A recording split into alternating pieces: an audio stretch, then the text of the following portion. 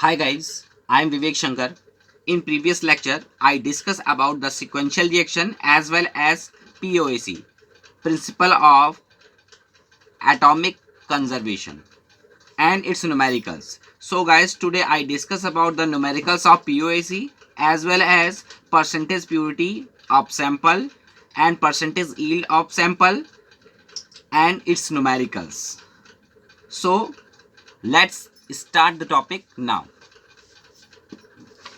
Guys, सबसे पहले मैं अपने पिछले वीडियो की कुछ जो क्वेश्चंस बाकी रह गए थे उसको डिस्कस कर लेता हूं, फिर आगे बढ़ता हूं। मैं फर्स्ट क्वेश्चन इसका पहले ही सॉल्व कर चुका था। सेकंड क्वेश्चन बाकी है पीओएसी का, ठीक है, उसको हमें लोग को कंप्लीट करना है। कैसे कंप्लीट करना है देखिए, अगर आप लोग ने करा हो तो आप मिलाते हुए चलिएगा कि आपने कहाँ गलती की और कहाँ आपका सही था। ठीक है बेटे, चलिए स्टार्ट करते हैं।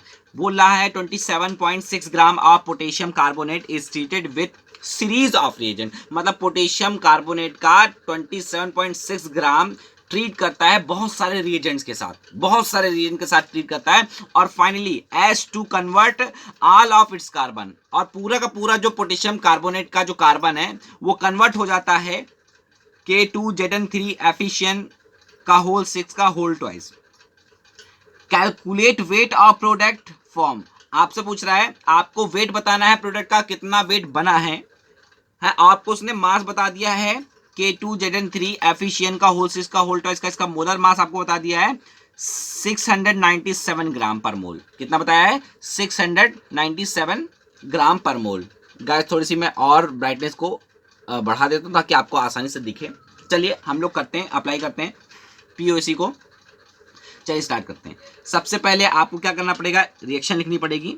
K2CO3 गिव्स, क्या बनना था बेटा? K2Zn3 एफिशिएंट का होल 6 का होल ट्वाइस, ये बनना था गाइस। अब आपको ये इन्होंने डायरेक्टली इंफॉर्मेशन दे दी कि पूरा का पूरा जो कार्बन एटम है पोटेशियम कार्बोनेट का, वो पूरा का पूरा इस कंपाउंड में कन्वर्ट हो गया है। तो आपको क्या करना है, आपको पीओसी अप्लाई करनी है किस आइटम पे? तो आपको मैंने बताया था पीओसी उसी एटम के लिए एप्लीकेबल होती है जो कंप्लीटली कंज्यूम हो जा रहा हो रिएक्शन में। ठीक है, तो पूरी रिएक्शन मेरा सबसे पहले कंप्लीट कौन हो जा रहा था बेटा? कार्बन पूरा का पूरा कन्वर्ट हुआ है, यानी पूरा का पूरा कंज्यूम हुआ है। इट मीन दैट हम लोग कार्बन के ऊपर पीओसी को अप्लाई करेंगे। तो क्या करेंगे? पीओसी है ना, अप्लाई ऑन कार्बन एटम। तो कार्बन एटम्स के ऊपर क्या करेंगे हम लोग? पीओसी को अप्लाई करेंगे। चलिए स्टार्ट करते हैं। लेफ्ट हैंड साइड पे अगर रिएक्टेंट में देखें तो मेरे पास कितने कार्बन है? केवल एक कार्बन है मेरे पास, और मुझे किसके मोल चाहिए? मुझे मोल्स ऑफ K2CO3 यानी पोटेशियम कार्बोनेट का मोल चाहिए। और इससे क्या बनना था वो देखिए, इधर कितने कार्बन है? 6 दूनी 12, यानी 12 कार्बन इधर है। 12 इंटू है ना मोल ऑफ K2Zn3 एफिशिएंट का होल 6 का होल ट्वाइस। तो इसमें कन्वर्ट होना तो मुझे इसके मोल चाहिए। तो अपन लोग अब क्या करेंगे बेटे, इसके लिए मुझे वेट कितना दे रखा गया था? इसके लिए मुझे वेट दे रखा गया था बेटा, है ना, 1 इंटू, क्योंकि मोल क्या होता है? वेट अपॉन मोलर मास होता है, तो इसका वेट गिवन है बेटा 27.6 ग्राम। तो 27.6 gram divided by it's molar mass. Potassium carbonate का जो मोलर मास होता है वो 138 होता है। कितना होता है? 138। अब इज इक्वल टू किसके बराबर आएगा? 12 इंटू, है ना, वेट ऑफ K2Zn3 एफिशिएंट का होल 6 का होल ट्वाइस, ये आएगा upon molar mass of K2Zn3 efficient का होल 6 का होल ट्वाइस। तो इसका मोलर मास आपको गिवन है, इसका वेट आपको निकालना है। आपको ये पूरी प्रॉब्लम पता चल गई। अब इसको जरा हम लोग सॉल्व करते हैं बेटे। अब हम लोग क्या करेंगे, इस पे वैल्यू पुट कर देंगे। अब हम लोग क्या करेंगे, इसमें वैल्यू पुट करेंगे। तो पहले देख लीजिए, ये इसका 2 टाइम जा रहा है, तो इसका वैल्यू हो गया 0.2 इंटू 2, मतलब 0.2 बचा। यहाँ आ गया बेटा 0.2 is equal to 12 into weight, तो मुझे निकालना है वेट ऑफ प्रोडक्ट जो भी गिवन है मुझे, अपॉन मोलर मास कितना है इसका बेटा, ये गिवन है 697। आप 697 का मल्टीप्लाई और 12 से अगर डिवाइड करेंगे तो इसको ले जाइए इधर, तो ये क्या हो जाएगा बेटा 0.2 इंटू 697 डिवाइडेड बाय 12। इसको आप सॉल्व करोगे तो आपका वैल्यू कितना आने वाला है बेटा, सॉल्व करिए जल्दी। आएगा बेटा 11.6 ग्राम। कितना आएगा बेटा 11.6 ग्राम। इस तरह से, क्योंकि आप इस रिएक्शन को बैलेंस नहीं कर सकते बेटे, आप इस रिएक्शन को बिल्कुल भी बैलेंस नहीं कर सकते, क्योंकि आपको पता ही नहीं किस किस रिएजेंट से ट्रीट किया गया है पोटेशियम कार्बोनेट को, क्योंकि उसने बोला ना एक सीरीज ऑफ रिएजेंट से मैंने ट्रीटमेंट करा दिया भाई। अब उसमें बहुत सारे रिएजेंट हो सकते हैं, है ना, तो अब मुझे पता ही नहीं कौन कौन से रिएजेंट उसमें लेके, बस डायरेक्ट प्रोडक्ट दे दिया और ये दे दिया। तो हम ऐसी कंडीशन में हमेशा पीओएसी को प्रेफर करते हैं, मोल कॉन्सेप्ट को कभी भी प्रेफर नहीं करते हैं बेटा, क्योंकि ये क्वेश्चन मोल कॉन्सेप्ट से होना ही नहीं है। आप कुछ भी कर लो, ये कॉन्सेप्ट केवल पीओएसी के थ्रू ही ये सॉल्व हो सकता है ये प्रॉब्लम, इसलिए मैंने आपको ये बताई। बहुत इंपॉर्टेंट था ये बेटे, इसलिए मैंने बताई। इससे इंपॉर्टेंट एक और क्वेश्चन है, वो भी मैं आपके सामने सॉल्व करता हूं। पढ़िए बेटा, बहुत इंपॉर्टेंट क्वेश्चन है। क्या बोल रहा है बेटे, बोल रहा है थर्ड क्वेश्चन है 1 ग्राम ऑफ है ना dry blue green algae absorb 4.7 into 10⁻³ moles of CO2। मतलब 1 ग्राम जो blue green dry blue green algae है वो 4.7 इंटू 10⁻³ मोल्स CO2 एब्जॉर्ब करती है पर घंटे, पर आवर, बाय द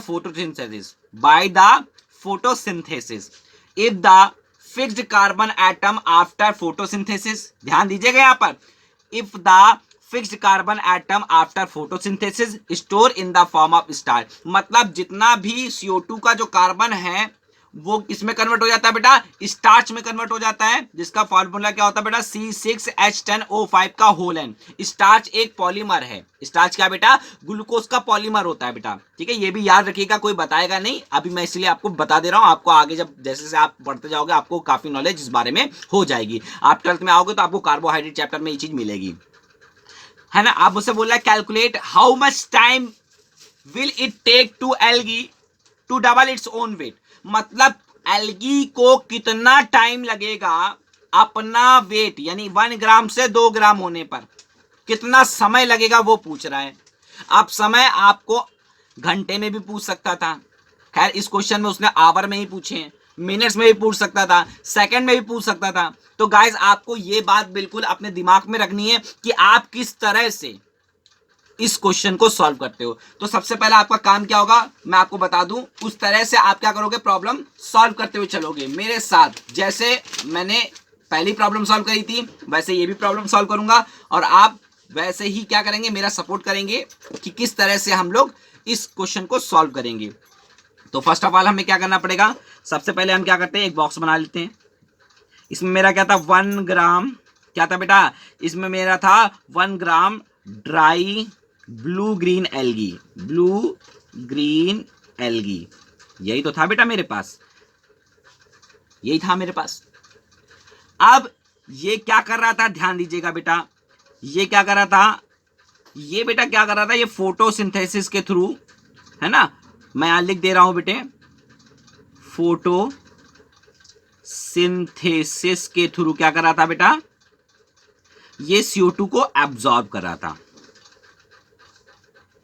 देखिए एब्जॉर्ब कर रहा था, क्या कर रहा था बेटा, एब्जॉर्ब। और टोटल नंबर ऑफ जो कार्बन, जो fix number of carbon atom किसमें कन्वर्ट हो गए थे बेटा, स्टार्च में। किसमें हो गए थे बेटा, स्टार्च में। तो उसका वेट कितना हो जाना चाहिए था बेटा, 2 गुना, मतलब 2 ग्राम, 2 ग्राम हो जाना चाहिए था। अब 2 ग्राम अगर उसका वेट हो जाएगा तो ड्राई ग्रीन जो एल्गी है, dry blue green algae, sorry algae, तो अब इसमें क्या होगा, 1 ग्राम क्या होगा बेटा, 1 ग्राम तो मेरा, क्योंकि बेटा इसका डबल वेट हो गया है तो जाहिर सी बात है जो वेट पहले एल्गी का होगा तो वही वेट उसका एल्गी का बचा होगा। तो 1 ग्राम आपके पास क्या बचेगा, ड्राई ब्लू ग्रीन एल्गी, है ना, ड्राई ब्लू ग्रीन एल्गी बचेगी। और 1 ग्राम क्या बचा बेटा आपके पास, 1 ग्राम स्टार्च। भाई स्टार्च नहीं तो वेट बढ़ाया था, क्योंकि जितना कार्बन डाइऑक्साइड का कार्बन था वो टोटल स्टार्च में कन्वर्ट हो गया था। किसमें कन्वर्ट हो गया था, स्टार्च में। तो क्वेश्चन को पहले समझिए, 1 ग्राम ब्लू ग्रीन एल्गी जो थी, ड्राई ब्लू ग्रीन एल्गी, उसने फोटोसिंथेसिस के थ्रू CO2 को एब्जॉर्ब कर लिया और स्टार्च में कन्वर्ट कर दिया, और जैसे स्टार्च से कन्वर्ट हो जाएगा तो उसका जो वेट होगा वो दुगना हो गया। अब पूछ रहा कितने समय में दुगना होगा। तो सबसे पहले अपन लोग क्या करेंगे, रिएक्शन लिखेंगे क्या हो रहा था। इसका मतलब CO2 जो था वो बेटे किस में कन्वर्ट हो रहा था, वो कन्वर्ट हो रहा था C6H, है ना, C6H10O5 में कन्वर्ट होता है होल है, इसको स्टार्च बोलते हैं। क्या बोलते हैं बेटा, स्टार्च। अब ये कार्बन एटम पूरा का पूरा स्टार्च में कन्वर्ट हो गया, तो लगा दीजिए बेटा POC, क्योंकि इसको आप बैलेंस नहीं कर सकते हो। POC किसके ऊपर लगाओगे बेटे, बिल्कुल सही, कार्बन एटम के ऊपर लगाओ, क्योंकि पूरा का पूरा जो कार्बन एटम है वो किसमें कन्वर्ट हो रहा है, स्टार्च में हो रहा है। किसमें कन्वर्ट हो रहा है बेटे, पूरा का पूरा, मतलब फुल जितना भी कार्बन CO2 का मॉलिक्यूल है उसमें जितना भी कार्बन एटम है वो किसमें कन्वर्ट हो गया है, स्टार्च में कन्वर्ट हो गया है। तो अपन को क्या करना है, स्टार्च में कन्वर्ट हो गया, तो इसको मैं बैलेंस तो नहीं कर सकता बेटे, तो इम्पॉसिबल इसको बैलेंस करना। तो हम किसके लिए कौन सी मेथड अप्लाई करेंगे, POC अप्लाई करेंगे। आज जब POC अप्लाई करेंगे तो आपको पता है POC वहीं अप्लीकेबल होती है, उस एटम के लिए अप्लीकेबल होती है जो उस रिएक्शन के दौरान पूरा का पूरा कंप्लीटली एब्जॉर्ब हो जाता है बेटे, या कंज्यूम हो जाता है। तो आप POC है ना लगाइए बेटा, किसके ऊपर लगाएंगे, कार्बन के ऊपर। तो यहाँ कितने कार्बन के एटम है, 1, तो 1 इंटू मोल ऑफ आपको किसके चाहिए, CO2 इज इक्वल टू, यहाँ कितने कार्बन है बेटे, यहाँ कार्बन है ना 6N कार्बन है। कितने कार्बन है, 6N कार्बन है, तो 6N कार्बन एटम इंटू, अब आपको इसके मोल चाहिए नहीं, मोल ऑफ स्टार्च यानी C6H10O5 का होल N, इसके मोल चाहिए। आगे बढ़िए, क्या क्या आपको दिया हुआ है, तो आपको पता है बहुत अच्छी तरीके से 6N इंटू, अब वेट इसका कितना किया है, बना है बेटा 1 ग्राम। देखिए आपने यहां से निकाला है, क्योंकि 1 ग्राम तो ब्लू ग्रीन ड्राई एल्गी का ही वेट था। अब जो 1 ग्राम बना उसके बॉडी के अंदर, तो वो क्या बना, स्टार्च, यानी स्टार्च का वेट कितना है बेटा 1 ग्राम, तो हम यहां लिख सकते हैं ना 1 ग्राम। अब आपको पता मोल कैसे निकालते हैं, mole given weight upon molar mass. तो अब हम इसके मोलर मास से अगर इसको डिवाइड कर दें तो मुझे मोल मिल जाएंगे। तो इसका स्टार्च का मोलर मास कितना होता है बेटा, होता है 162N। कितना होता है, 162N। आप भी निकाल सकते हो, कैसे, कार्बन का होता है 12 इंटू 6 प्लस 10 प्लस 16 इंटू 5, इनको आप क्या कर लीजिए, जोड़ लीजिए और N से मल्टीप्लाई करा दीजिए, क्योंकि बहुत सारे है ना, N का मतलब बहुत सारे मॉलिक्यूल्स है इसमें, तो आपने करा दिया तो 162N आ गया। तो गाइस आप देखिए ये N से ये N कैंसिल हुआ कि नहीं हुआ, हो गया है, N से N कैंसिल हो गया। अब आपका इधर क्या बचा, सॉल्व करिए बेटा, क्योंकि आपको क्या निकालना था, मोल ऑफ CO2। आपको ये बताना था कितनी देर में अपना वेट वो डबल करेगा, जिससे आपको क्या पता चल जाएगा बेटे कि मोल ऑफ CO2 कितना बना। तो इसको सॉल्व कर लीजिए, तो ये मोल ऑफ CO2 आपको मिल जाएगा। क्या मिल जाएगा बेटा, मोल ऑफ CO2 मिल जाएगा। तो मोल ऑफ CO2 कितना निकालेगा, जब इसको आप डिवाइड करोगे तो कितना आएगा, 0.03 के आसपास आएगा। कितना आएगा, 0.03 मोल के आसपास मिला, मतलब आपके पास जो मोल है CO2 का वो 0.03 के आसपास है। तो अब आपको पता है कि 4.7 इंटू 10⁻³ जो मोल हैं CO2 के, वो 1 घंटे में एब्जॉर्ब हो रहे हैं बेटे। तो आपसे पूछ रहा है कि बेटा आप बताना है कि इतना मोल, यानी आपका 0.03 जो मोल है ना, ऑफ CO2 का, ये कितनी देर में होगा। तो जाहिर सी बात है 1/4.7 इंटू 10⁻³ है ना। अब इतना होगा तो एक आपको बताना है कि कितना टाइम लगेगा, तो इसको टाइम को आप मेजर कर सकते हैं, है ना। उठा के इसको क्या कर दीजिए, मल्टीप्लाई में कर दीजिए, तो यहाँ पर कितना आ जाएगा बेटा 1, है ना, ये आ जाएगा 4.7 इंटू 10⁻³ इंटू कितना बचेगा बेटा 0.03 से आप इसको मल्टीप्लाई करा दीजिए, तो ये लगभग कितना आ जाएगा आपका, बताइए जरा, कैलकुलेट करिए। तो ये गाइस आ जाएगा आपका 0.141 इंटू 10⁻³ आवर। इतना आपका आंसर निकल के आएगा बेटे। कितना निकल के आएगा, 0.141 इंटू 10⁻³ आवर, इतने घंटे। अब आपसे क्या कर सकता था, इसका आंसर आपसे मिनट में पूछ सकता था, तो इंटू क्या करते थे 60, आपसे सेकंड में बोलता तो आप फिर से इंटू 60 करते तो आप सेकंड में निकाल सकते थे। तो इस तरह से बेटे, इस तरह से आप अपनी जो ये प्रॉब्लम है, ये जेईई एडवांस टाइप की प्रॉब्लम है, इसको कैसे सॉल्व करते हैं, कैसे POC लगाते हैं, वो सारी बातें मैंने आपको यहाँ पर बताई। देखिए कितना सरल क्वेश्चन, आपको डिफिकल्ट बहुत क्वेश्चन क्वेश्चन था, मगर कितने आसान से उसको सॉल्व किया गया, ये बहुत इंपॉर्टेंट है बेटा। तो आपको याद रखना था कि भाई जब 4.7 इंटू 10³ मोल्स 1 घंटे में लेता है, तो भाई इतने मोल कितने घंटे में लेगा, तो हम आसानी से निकाल सकते थे, तो उसको हमने आसानी से कैलकुलेट करके आपके सामने रख दिया। ठीक है गाइस, आगे चलते हैं अपनी और टॉपिक की तरफ। नेक्स्ट मेरा इसमें टॉपिक क्या है बेटा, परसेंटेज प्योरिटी ऑफ सैंपल। क्या है बेटा, परसेंटेज प्योरिटी ऑफ सैंपल। अच्छा गाइस, ये आपको क्वेश्चंस क्लियर हो गए है ना, ये भी मैंने क्लियर कर दिए, इधर वाले क्वेश्चंस भी मैंने क्लियर कर दिए, ताकि आपको किसी भी तरीके का कोई भी डाउट ना रहे। ठीक है, आगे मेरा क्या है बेटा, आगे है मेरा परसेंटेज प्योरिटी ऑफ सैंपल। क्या है बेटा, मुझे परसेंटेज प्योरिटी ऑफ सैंपल क्या होता है बेटा। आप खुद सोचिए कि आपको कोई सैंपल दिया जाए, तो क्या वो 100% प्योर होता है? नहीं, उसमें कुछ ना कुछ इम्प्योरिटीज रहती है, डस्ट के फॉर्म में, स्टोन के फॉर्म में, और भी अदर इम्प्योरिटीज के फॉर्म में उसमें प्रेजेंट रहती है। तो हम लोग क्या आज पढ़ने जा रहे हैं, हम लोग पढ़ने जा रहे हैं percentage of purity of sample, कैसे निकालते हैं, इसके न्यूमेरिकल कैसे आते हैं, कैसे उसको सॉल्व करते हैं। और गाइस, ये बहुत बहुत बहुत बहुत ज़्यादा इंपॉर्टेंट है। आज का टॉपिक तो बहुत ही ज़्यादा इंपॉर्टेंट है, क्योंकि अगर आपको ये टॉपिक आने लगेंगे तो आपका मोल कॉन्सेप्ट पे बहुत अच्छा कमांड हो जाएगा, और साथ ही साथ आपके जो 12th में आने वाले चैप्टर हैं, जैसे solution, solid state, electrochemistry, chemical kinetics, है ना, और सरफेस केमिस्ट्री, इसमें आपको बहुत बहुत बहुत ज़्यादा आपको हेल्प मिलेगी गाइस। तो चलिए, परसेंटेज प्योरिटी ऑफ सैंपल क्या होता है। Any given sample may not be 100% pure due to presence of impurity in the form of stone particles, dust particles, etc. Unless otherwise mentioned, मतलब दिया हो या ना दिया हो, unless otherwise mentioned, impurities are assumed to be inert. आप impurity को inert मानोगे, यानी वो अपने, है ना, अपने सैंपल के साथ कभी भी रिएक्शन नहीं करेगी। मतलब आपको अपने मन से ही अज्यूम करके पहले से चलना है कि भैया जो इसमें इंप्योरिटीज है वो इससे रिएक्ट नहीं करेगी, मतलब जो आपका सैंपल उससे रिएक्ट नहीं करनी चाहिए, मतलब इंप्योरिटी बिहेव करनी चाहिए इनर्ट की तरीके।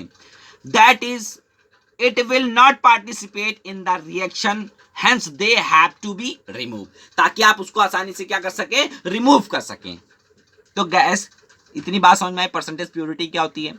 तो मैंने आपको बताया कि भाई कोई भी दिया हुआ आपका जो सैंपल है वो 100% कभी भी प्योर नहीं होता है, उसमें किसी न किसी प्रकार की इंप्योरिटीज प्रेजेंट रहती है, वो किसी भी प्रकार की इंप्योरिटीज हो सकती है, बट आपको अनलेस अदरवाइज मेंशन, है ना, impurities are assume to be inert, आपको हमेशा इंप्योरिटीज को इनर्ट मान के ही काम करना है, और साथ ही साथ आपको क्या करना है, that is it will not participate, इसलिए वो पार्टिसिपेट नहीं करेगी रिएक्शन में, और इसको आप आसानी से क्या कर सकते हो, रिमूव कर सकते हो। बेटा इसका फॉर्मूला क्या होता है वो भी मैंने लिख रखा है, percentage purity is equal to weight reacted, मतलब कितना जो प्योर होगा वही तो रिएक्ट करेगा बेटा, जितना प्योर होगा वही रिएक्ट करेगा, इंप्योरिटी थोड़ी नहीं रिएक्ट करेगी, क्योंकि अभी आपने बोला ना, क्या बोला अभी आपने बोला कि इंप्योरिटी को इनर्ट मानना है, इनर्ट मतलब वो रिएक्शन नहीं करेगी, मतलब कौन रिएक्शन करेगा, सैंपल, तो जितना सैंपल का वेट रिएक्ट करेगा वही आपका प्योर होगा, बाकी तो इंप्योरिटीज हो गई ना बेटे।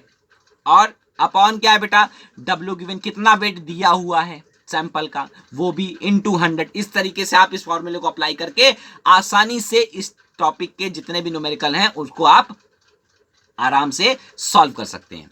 देखिए एग्जांपल एक मैं आपके सामने लेता हूं, 100 ग्राम ऑफ NaOH। अगर उसने बोला बेटा लैंग्वेज की बड़ी इंपॉर्टेंस होती है केमिस्ट्री में, खासकर न्यूमेरिकल्स में।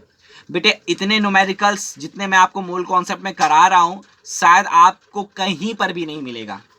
ये सारी चीजें जो मैं आपको बना रहा हूं, ये मैं आपका बेस एक्चुअली स्ट्रॉन्ग कर रहा हूं, क्योंकि आप अभी 10th से आए हो, जस्ट लाइक फर्स्ट ईयर में इंटर किया है, अभी आप बहुत चीजें अभी आपको नहीं आती होंगी, बट धीरे धीरे धीरे धीरे आप उनको कवर अप करोगे, और एक समय ऐसा आएगा कि आप बहुत अच्छे आपके अंदर नॉलेज आ जाएगी, आपका पढ़ने में इंटरेस्ट जाग जाएगा, जिससे आप आसानी से आगे बढ़ सकते हैं।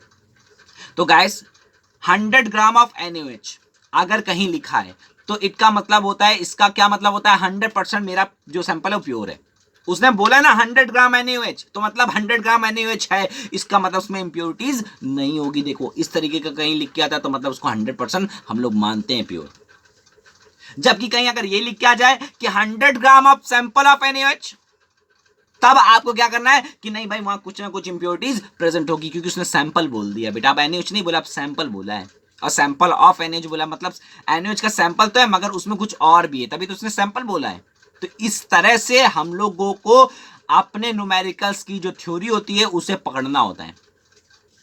अब यहां पर क्या बोला है उसने, 100 gram of sample of NaOH having 80% purity, मतलब अब उसकी प्योरिटी कितनी बेटा, 80% प्योरिटी है। तो इसका मतलब 80 जो ग्राम आपका NaOH होगा वो आपका प्योर होगा, और 20 ग्राम जो होगा वो इंप्योरिटीज होगी। वो क्या होगी बेटा, आपकी इंप्योरिटीज होगी। तो इस तरह से आपको क्या करना होता है, इस तरीके से आप अपने जो न्यूमेरिकल्स आपको मिलेंगे या आप करते जाएंगे, उन सब चीजों को आप आसानी से सॉल्व कर सकते हो। चलिए फर्स्ट क्वेश्चन इसी के बेस पे हम लोग सॉल्व करते हैं। क्या लिखा है, 200 gram of sample of HCl, मतलब 200 ग्राम जो सैंपल है मेरे पास HCl का। अब यहां पर आप तुरंत क्लिक करिए अपने दिमाग में, 200 ग्राम ऑफ सैंपल बोला मतलब 100% प्योर नहीं है HCl, यहाँ कुछ ना कुछ इंप्योरिटीज है। और देखो आगे उसने बोला भी है, having 73% purity is given, calculate weight of NaOH required to neutralise the sample. अब आप सोचो आपके पास HCl है, वो एसिड है, आप NaOH को डालोगे वो बेस है, एसिड बेस आपस में रिएक्शन करेंगे, 10th में पढ़ा था है ना, एसिड बेस आपस में रिएक्शन करते हैं, उस टाइप के रिएक्शन को बोलते हैं न्यूट्रलाइजेशन रिएक्शन। क्या बोलते हैं बेटा, न्यूट्रलाइजेशन रिएक्शन। तो गाइस अब वो जब कंप्लीटली न्यूट्रलाइज हो जाएगा तब आपसे पूछ रहा भैया कितना NaOH का वेट की रिक्वायर होगी, ये 200 ग्राम सैंपल HCl को जिसकी प्योरिटी 73% है, उसको कंप्लीट न्यूट्रलाइजेशन करने के लिए मेरे पास कितनी मात्रा या कितना वेट NaOH की रिक्वायरमेंट मुझे पड़ेगी, ये पूछा है बेटे। तो जाहिर सी बात है अपना जो क्वेश्चन है बिल्कुल, जो अपना कॉन्सेप्ट है बिल्कुल क्लियर रखिए। क्या बोला, 73%, तो 73% इज इक्वल टू, मैंने क्या होता था, W ऑफ रिएक्टेड, मतलब जितना भी HCl रिएक्ट करा है वही तो प्योर होगा, अपॉन जितना गिवन है, गिवन तो उसने बता दिया ना कितना 200 ग्राम है, इन 200। तो आप 73 है ना, आप ध्यान दीजिएगा, 73 is equal to W of reacted या HCl डिवाइडेड बाय 200, क्योंकि 200 ग्राम दिया हुआ गिवन वेट है, इन 200 सॉल्व करेंगे कितना आएगा, 146 ग्राम ऑफ वेट रिक्वायर्ड होगा आपके लिए HCl का। कितना है बेटा आपका, 200 ग्राम सैंपल में 146 ग्राम, 146 ग्राम आपका HCl प्रेजेंट है। तो गाइस आपको तो पता है ना, जब HCl NaOH से मिलेगा तो क्या करेगा, जब HCl NaOH से मिलेगा तो NaCl और H2 बना देगा। अब आपको फिर वही अपनी स्टैचियोमेट्रिक कॉन्सेप्ट को लाके रखना है। यहां पर स्टैचियोमेट्रिक कॉन्सेप्ट क्या था, अगर आपको किसी एक का मोल पता चल जाए दूसरे का मोल आप आसानी से बता सकते हैं। अब उसने क्या करा, इसका HCl का आपको एक हिंट दे दिया कि भाई 146 ग्राम आपके पास HCl है, तो मोल निकाल लीजिए ना, क्योंकि बिना मोल के तो कुछ नहीं होना मोल कॉन्सेप्ट में। तो क्या होगा, 146 डिवाइडेड बाय 36.5, ये आएगा आपका 4 मोल के इक्वल। किसके बराबर आएगा, 4 मोल के इक्वल। अगर इसके 4 मोल है तो इसके कितने होंगे, याद आ रहा आपको, पिछली वीडियो जो मैंने इतनी सारी बनाई है उसमें मैंने मोल कॉन्सेप्ट के ऊपर बहुत जोर दिया है, और मैंने आपको यह भी बताया कि जब मुझे किसी का मोल निकालना होता है तो जिसका मोल निकालते हैं उसका स्टैचियोमेट्रिक ऊपर सॉरी, जिससे मोल निकालते उसका स्टैचियोमेट्रिक नीचे, इंटू 4 उसका मोल। तो इसका भी कितना आएगा बेटा, इसका भी 4 मोल। अगर मुझे NaOH का मोल पता चल गया तो क्या हम NaOH का वेट नहीं निकाल सकते हैं, बिल्कुल निकाल सकते हैं, बिल्कुल ईजी है। आपको बताया नहीं वेट निकालने के लिए क्या फॉर्मूला है, वेट निकालने के लिए N इंटू एम का फॉर्मूला होता है, मतलब मोल इंटू मोलर मास। तो जाहिर सी बात है वेट ऑफ NaOH कितना है मुझे निकालना है, तो मोल ऑफ NaOH कितना है 4, और मोलर मास कितना होता है NaOH का 40। इट मीन दैट 160 ग्राम मुझे NaOH की रिक्वायरमेंट होगी। कितने की होगी बेटा, 160 ग्राम NaOH की मुझे रिक्वायरमेंट होगी। इतनी बात क्या आपको क्लियर हुई, इतनी बात क्या आप मेरी समझ पाए कि परसेंटेज प्योरिटी ऑफ सैंपल को कैसे निकालते, कैसे ये किसी क्वेश्चन में आके उसको डिफिकल्ट कर देती है। अभी यही क्वेश्चन आपको बहुत डिफिकल्ट लगा था, बट आपने जब सॉल्व किया तो बिल्कुल ईजी है, ये तो मुझे आता है, आपके दिमाग में ऐसा आया। इस तरह से आपको आगे पढ़ाई करनी है, आपने दिमाग में बसा लीजिए, क्योंकि अगर इस तरह से नहीं पढ़ेंगे, चीजों को सरल करके नहीं पढ़ेंगे, मैं चाहता था बुक से ही पढ़ा सकता था, मगर बुक से मैं क्यों नहीं पढ़ा रहा हूं, क्योंकि मुझे पता है कि आप किस लेवल पे हो और मैं आपको किस लेवल पे ले जाना चाहता हूं। तो गाइस अब आगे के टॉपिक पे चलते हैं, देखते हैं आगे के टॉपिक मेरा क्या है। देखिए एक क्वेश्चन और उन्होंने दिया है, एक क्वेश्चन और है। क्या क्वेश्चन है बेटा, पढ़ता हूं। 50 gram of sample of calcium carbonate, 50 gram of sample of calcium carbonate on heating gives 17.6 gram of CO2. Calculate percentage purity of sample. उसने बोला है आपको कि 50 ग्राम भाई मैंने सैंपल दिया है कैल्शियम कार्बोनेट का आपको, और जब आप उसको गर्म करते हो तो वो आपको 17.6 ग्राम CO2 देता है। अब आपसे पूछ रहा है कि आपको परसेंटेज प्योरिटी बतानी भाई सैंपल की कितनी है। तो जाहिर सी बात है कि अगर मैं कैल्शियम कार्बोनेट को हीट करूंगा तो कैल्शियम ऑक्साइड और CO2 में टूट जाएगा, क्योंकि ये किस टाइप की रिएक्शन है, ये डिकम्पोजिशन रिएक्शन है, ये थर्मल डिकम्पोजिशन रिएक्शन है। याद आ रहा है ना 10th का कुछ कुछ, देखिए ना थर्मल डिकम्पोजिशन रिएक्शन है। जब ये आप कैल्शियम कार्बोनेट को गर्म करोगे तो जाहिर सी बात है वो क्या हो जाएगा बेटा, ब्रेक हो जाएगा, टूट जाएगा कैल्शियम ऑक्साइड और CO2 में। अब आपको क्या बताया उसने बताया भाई इतना वेट CO2 निकल रहा है, तो भाई वेट निकल रहा है तो मोल निकालने में क्या जाता है, तुरंत CO2 का मोलर मास से डिवाइड कर दीजिए, आपको मोल मिल जाएगा। कितना मोल मिला आपको, मोल मिला 0.4 मोल। कितना बेटा मोल मिला, 0.4 मोल मिला आपको। अब जब आपको इसके मोल पता चल गए तो क्या आप इसके मोल नहीं निकाल सकते, बिल्कुल निकाल सकते। स्टोइचोमेट्रिक कॉन्सेप्ट में मैंने मास्टर बना दिया आपको। आपको इसका मोल दिया हुआ है, आपको इसके मोल निकालना है, तो इसका स्टोइचोमेट्रिक कितना है 1, इसका स्टोइचोमेट्रिक 1, तो जितने मोल इसके होंगे उतने मोल इसके भी होंगे। कितना होगा इसका भी मोल, 0.4 मोल। अब मुझे क्या करना था, वेट निकालना था ना कि कितना वेट। भाई अगर आप वेट नहीं निकालोगे कि कितना कैल्शियम कार्बोनेट आपने हीट किया है, तो आपको जब तक वेट नहीं पता चलेगा तब तक आप परसेंटेज प्योरिटी नहीं निकाल पाते हो, क्योंकि परसेंटेज प्योरिटी निकालने के लिए आपको वेट रिएक्टेड भी चाहिए और वेट गिवन भी चाहिए इनटू 100। यही तो फार्मूला होता है। तो वेट आपको चाहिए कौन सा, रिएक्टेड, मतलब कितना प्योर आपका कैल्शियम कार्बोनेट था जो रिएक्ट करा है, वो बहुत इंपॉर्टेंट है। देखिए बेटा वेट कितना निकालेंगे तो हम लोग वेट निकालने के लिए करेंगे मोल इनटू मोलर मास। तो कैल्शियम कार्बोनेट का मोल्स कितना है 0.4 मोल, और उसका मोलर मास कितना होता है 100 इज इक्वल टू 40 ग्राम। कितना आया बेटा, कैल्शियम कार्बोनेट का केवल 40 ग्राम जो है वो ही आपका CO2 प्रोड्यूस कर पाया। अब परसेंटेज प्योरिटी निकाल लीजिए। Percentage purity is equal to W reacted upon W given into 100।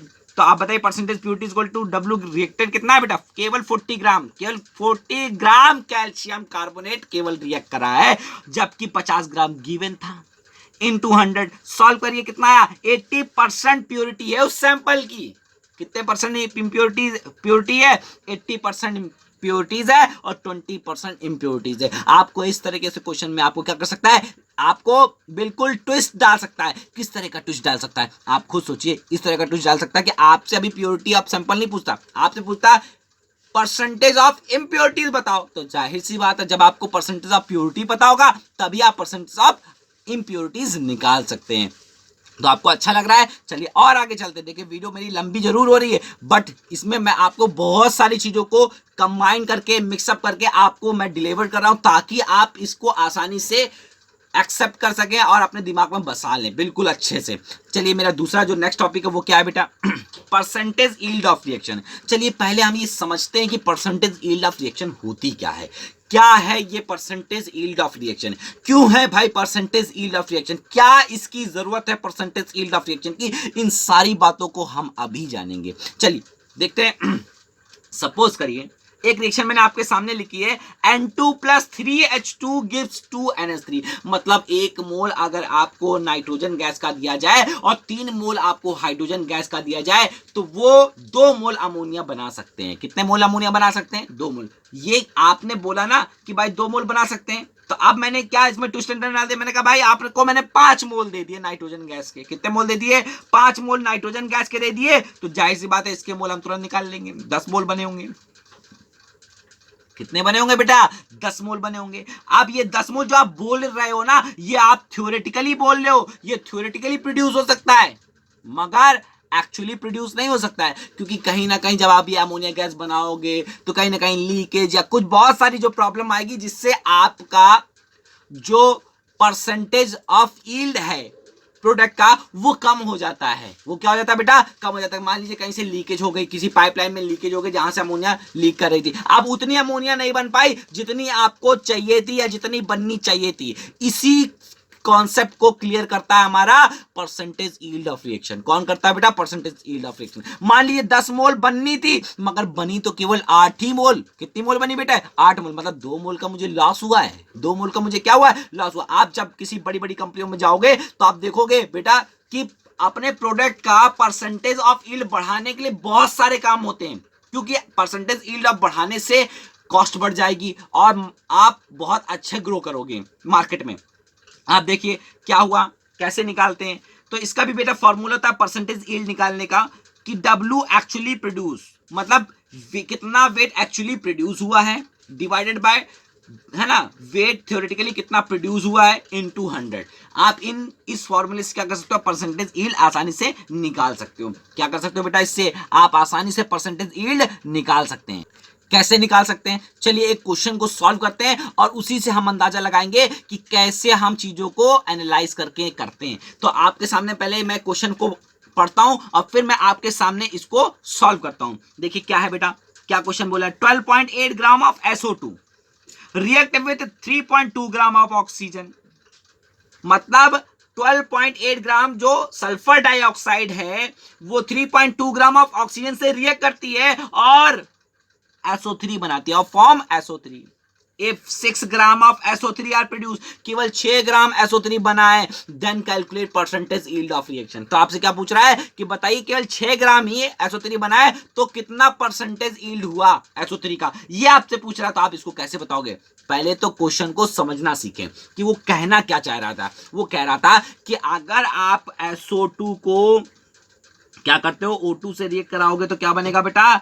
SO3। क्या बनेगा? SO3। अब इस रिएक्शन को पहले आपको क्या करना है? बैलेंस करना है। तो जाहिर सी बात है बैलेंस करोगे तो यहाँ पर सल्फर कितना है? 1, यहाँ 1, यहाँ ऑक्सीजन कितना है? 2, 2 4, यहाँ तो 3 है, तो आप 2 का मल्टीप्लाई कर दीजिए तो ये होगा 6। तो जाहिर सी बात है यहाँ पर हो गया 2। देखिए हो गया बैलेंस। आपको पहले वेल बैलेंस केमिकल इक्वेशन लिखनी है ताकि आप मोल कॉन्सेप्ट को अप्लाई कर सको। क्या कर सको? मोल कॉन्सेप्ट को आसानी से अप्लाई कर सको। आप देखिए उसने बोला ना कितना वेट, कितना ग्राम था बेटा इसका आपको उसने बोला कि भाई इसका 12.8 ग्राम था और इसका कितना ग्राम था? इसका आपको बताया बेटा 3.2 ग्राम बताया था। कितना बताया था? 3.2 ग्राम। तो चलिए पहले मोल निकाल लेते दोनों के। अब आपको ये ध्यान रखना है, आपके सामने जो मैंने रिएक्शन लिखी है उसमें 2 रिएक्टेंट गिवन है और साथ ही साथ 2 रिएक्टेंट का इंफॉर्मेशन भी गिवन है in the form of weight. जब 2 रिएक्टेंट दिए हो या 2 से ज्यादा रिएक्टेंट दिए हो और इंफॉर्मेशन 2 रिएक्टेंट की एटलीस्ट आपको बताई हो, वहां पर लिमिटिंग रिएजेंट का कॉन्सेप्ट आ जाता है बेटा। किसका कॉन्सेप्ट आ जाता है? लिमिटिंग रिएजेंट का कॉन्सेप्ट आता है। तो आपको उसको भी फॉलो करते हुए चलना है। ऐसा नहीं कि वो पढ़ लिया वो वहीं था वहीं छोड़ देंगे, नहीं, उसको इसीलिए मैं लेके चल रहा हूं साथ में ताकि आप भूले नहीं। आपका जो विल पावर है, जो आपकी जो सोचने की क्षमता है, वो सब बढ़ने लगे। तो देखिए क्या हुआ, पहले मैं मोल निकालूं तो जो SO2 का जो मोलर मास होता है बेटा वो होता है 64। कितना होता है? 64। और O2 का मोलर मास कितना होता है? 32। कितना होता है बेटा? 32। तो इसका कितना मोल निकला? इसका मोल निकला 0.1 मोल। कितना निकला? 0.1 मोल। बेटा इसका कितना मोल निकला? तो देखिए इसका कितना मोल निकला, ध्यान दीजिएगा। तो ये इसका मोल निकला बेटा 0.2। कितना निकला बेटा? 0.2 मोल। तो जाहिर सी बात है अब मुझे क्या निकालना है? LR। क्या देखना मुझे? LR को देखना है। तो LR को कैसे देखेंगे? तो LR को देखने के लिए अपन लोग क्या करते हैं, जितना मोल हो